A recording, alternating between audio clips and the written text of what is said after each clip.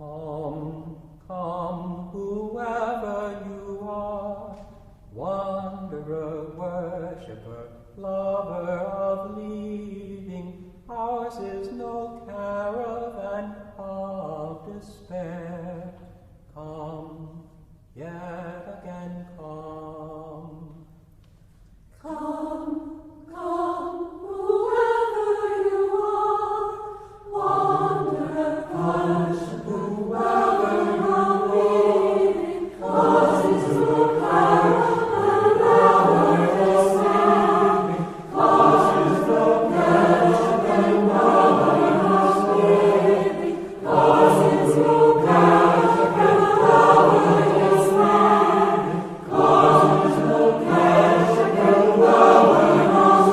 despair. Cause it's no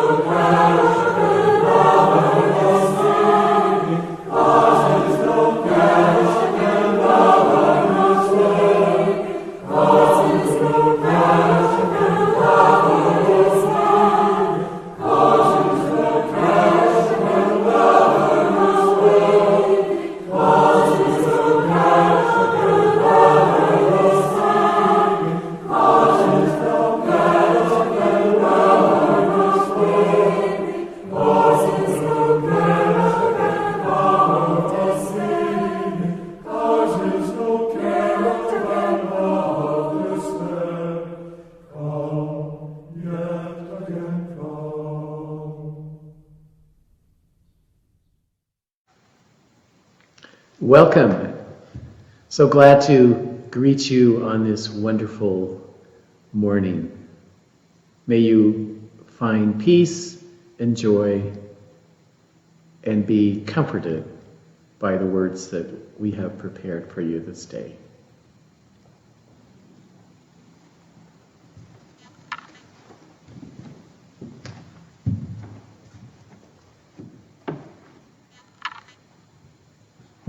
Our opening words today are actually by a colleague and a friend, Jason Cook.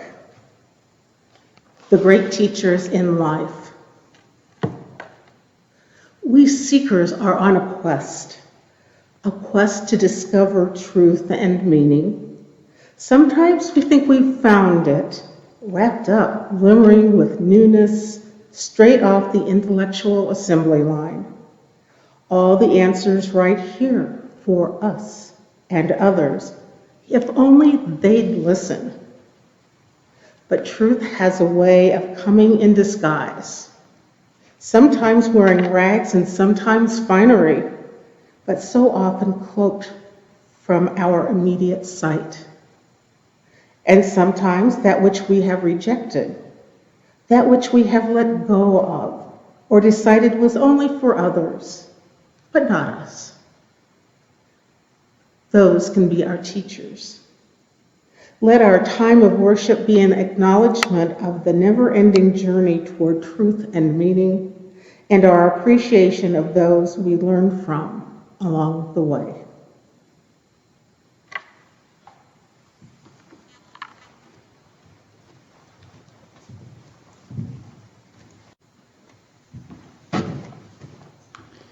Please enjoy the following video called We Are the World.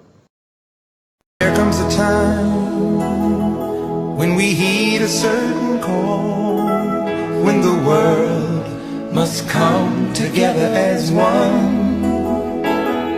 There are people dying.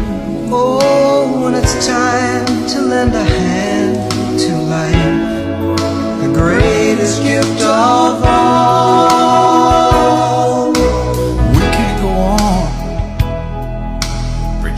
Day by day, that someone somewhere will soon make a change. We all a part of God's great big family, and the truth, you know, love is all we need. We are the world. We are the children. We are the ones who make it brighter day. So let's start giving. There's a choice we're making. We're saying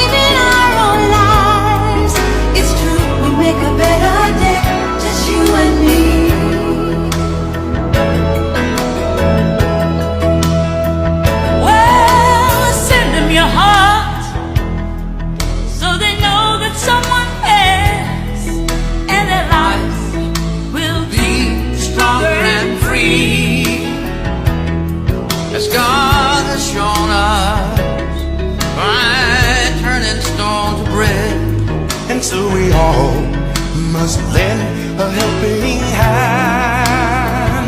We are the world. We are the children. We are the ones to make a brighter day. So let's start giving. Oh, there's a choice we're making. We're saving our lives. It's true, we make a better day, just you and me.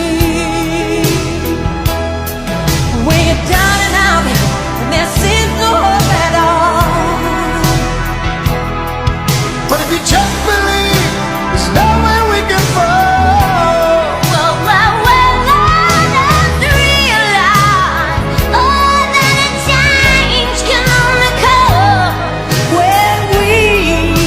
Stand together as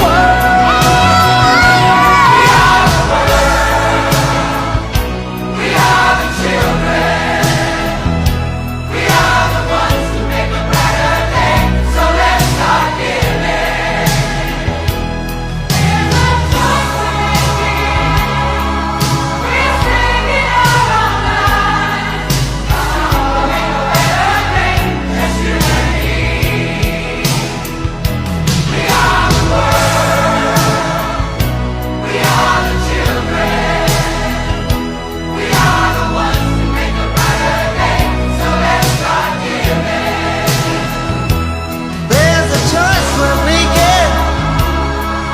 We're saving our own life. It's true, we make a better day, just you and me. We are the world. We are the children. Our children. We are the ones who make a better day. So let's start giving. So let's start giving.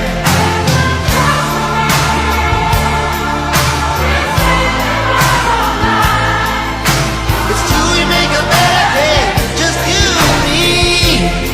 All right, let me hear you.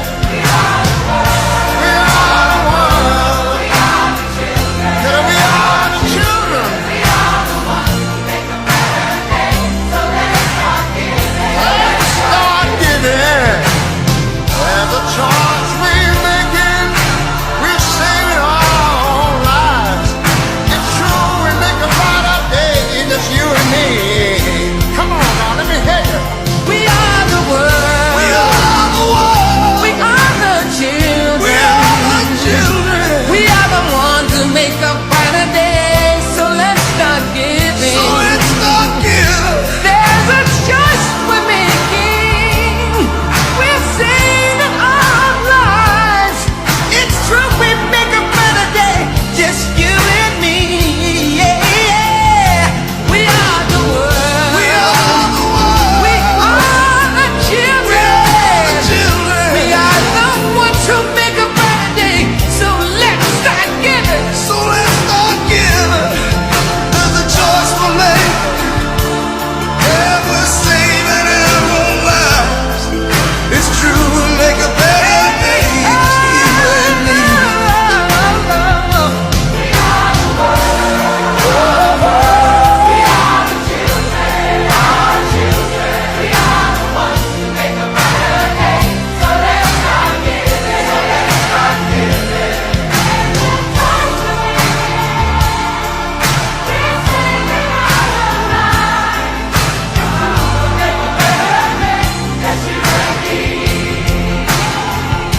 We are the world. We are the world. We are the children. Yes, sir. We are the ones that make Welcome back from the video from 35 years ago, a time which most of us remember. The chalice lighting for this morning. We light this chalice to help us move from untruth to truth, to help us move from ignorance to wisdom, to help us move from animosity to love, to help us move from bondage to freedom. We rededicate ourselves before this light to affirm and practice truth, wisdom, love, and freedom today and in the days to come. And now we'll have the story for all ages.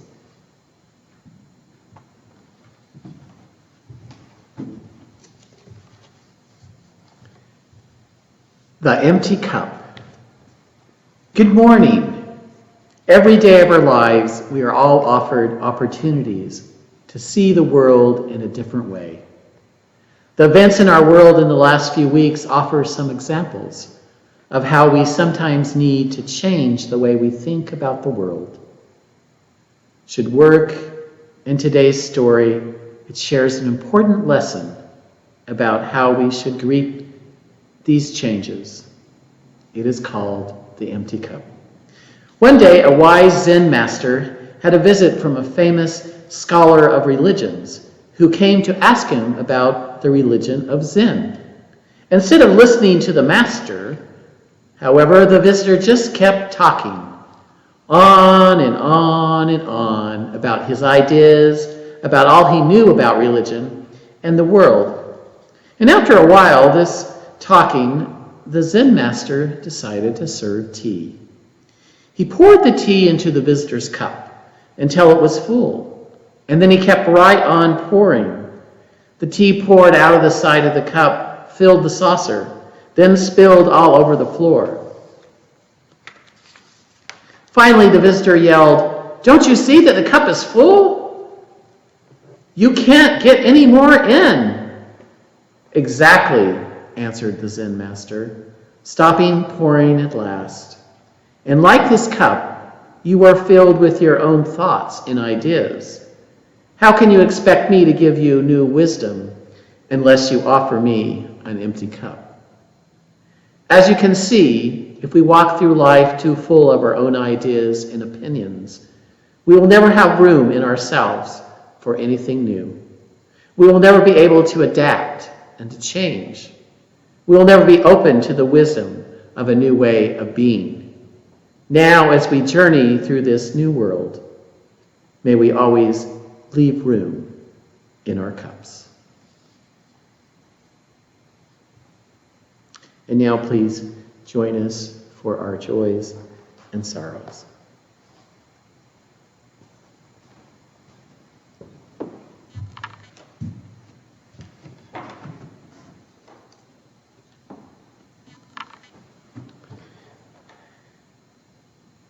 We light a candle today for all the sorrow that we find in the world at this time.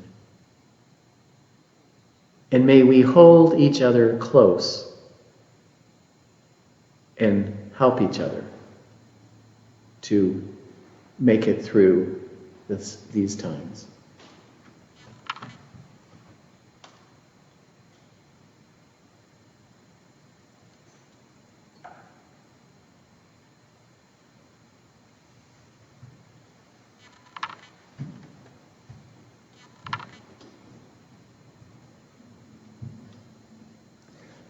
This morning's meditation is by Reverend Karen G. Johnston.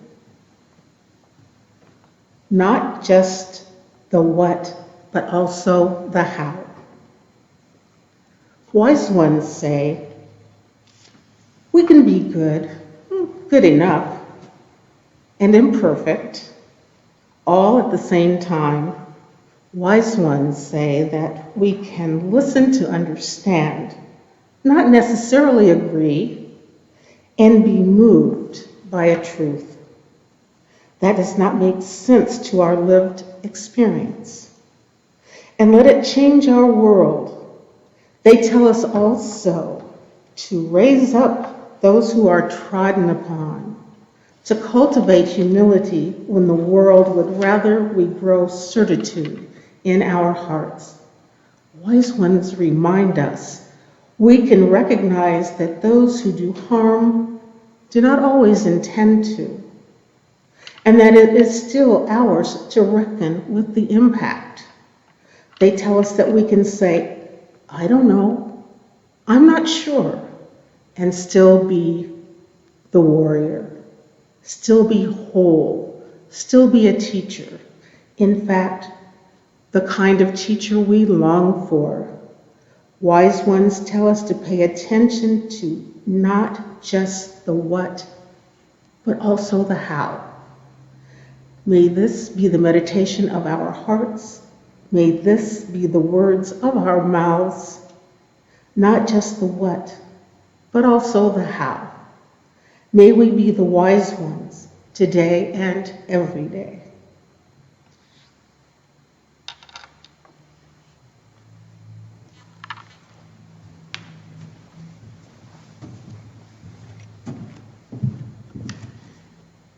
And now is the time in our service for the offering. Just some words that I'd heed you all to remember the value and the meaning that being a member of this congregation means to you. These are difficult times for all of us, but we ask you to continue to make your donations that support the church. Offering today in our Share the Plate goes to the UUSC Service Committee as well as to the Minister's Discretionary Fund. You can send your checks into the church and indicate what it is for, but please remember it is through giving that we all are blessed, and we still continue to need donations at this time of need. So we applaud you and ask for you to continue to donate. Thank you.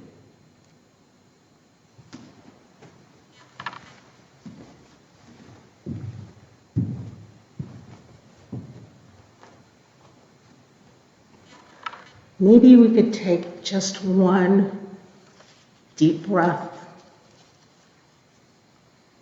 Maybe we could just breathe in and out.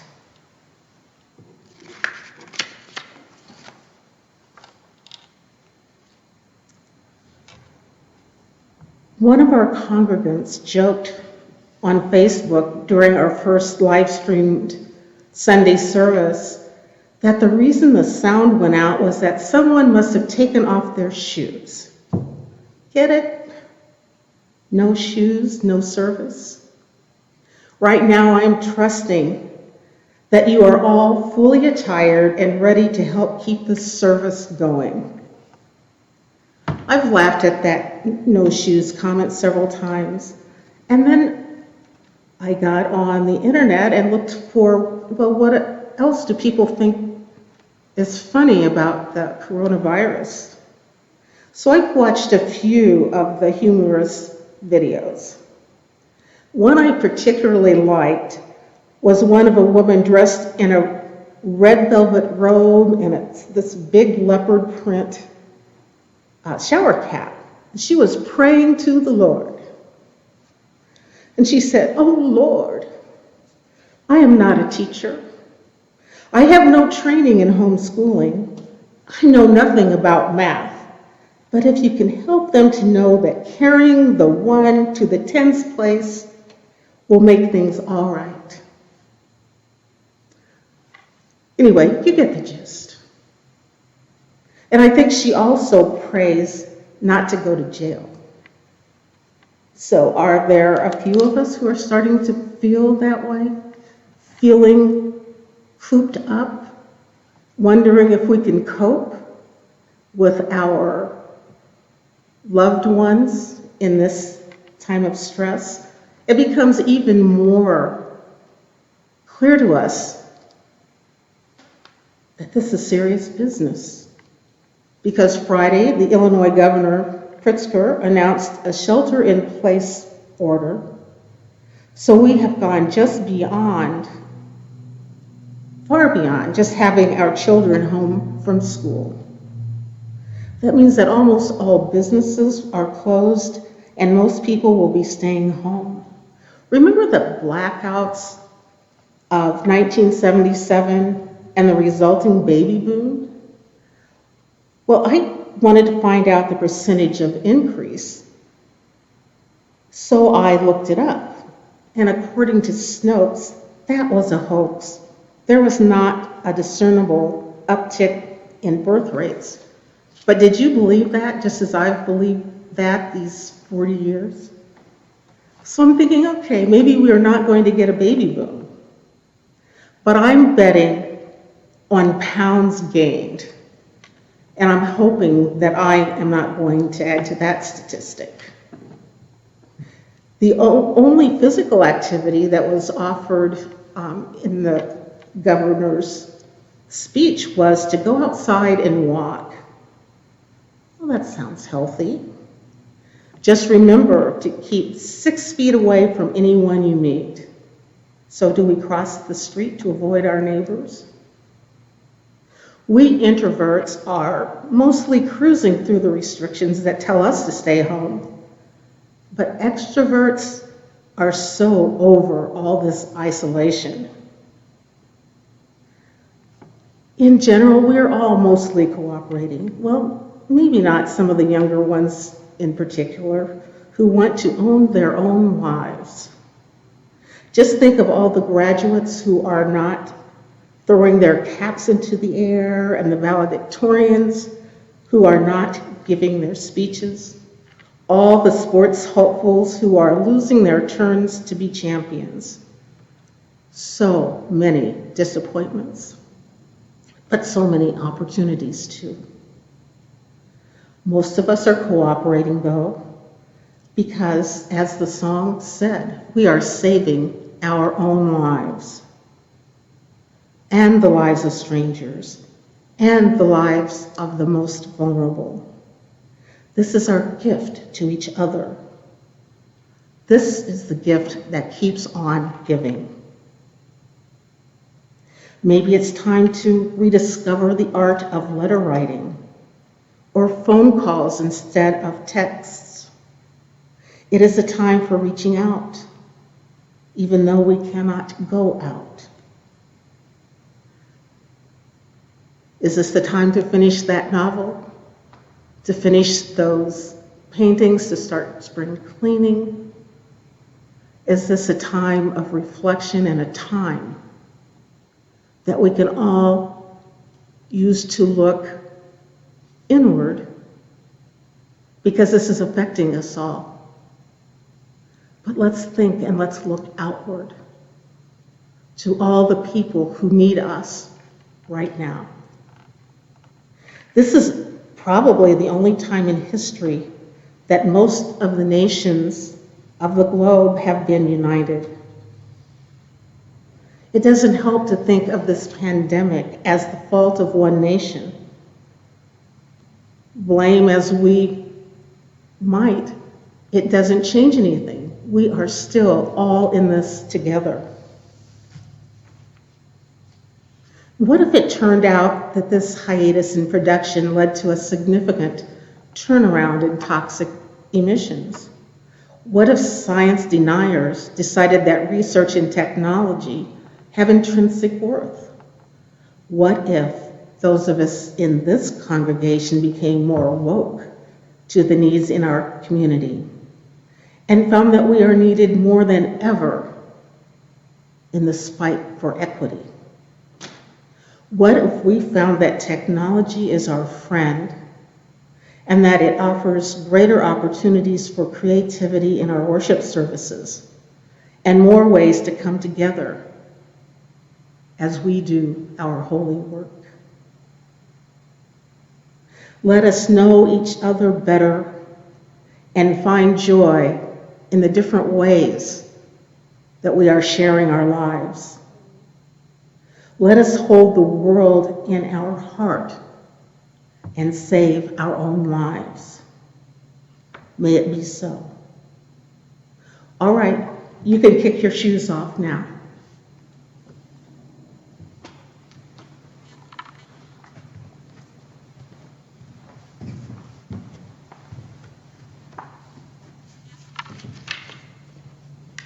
Wise words. Thank you, Lynnda.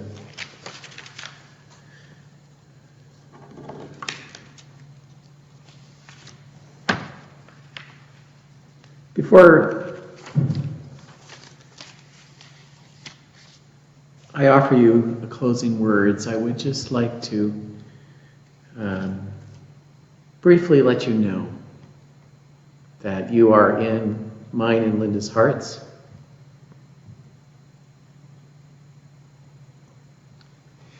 We love you. We pray for you and your families. And please know that we are coming up with creative ways in which we can still be in connection with each other.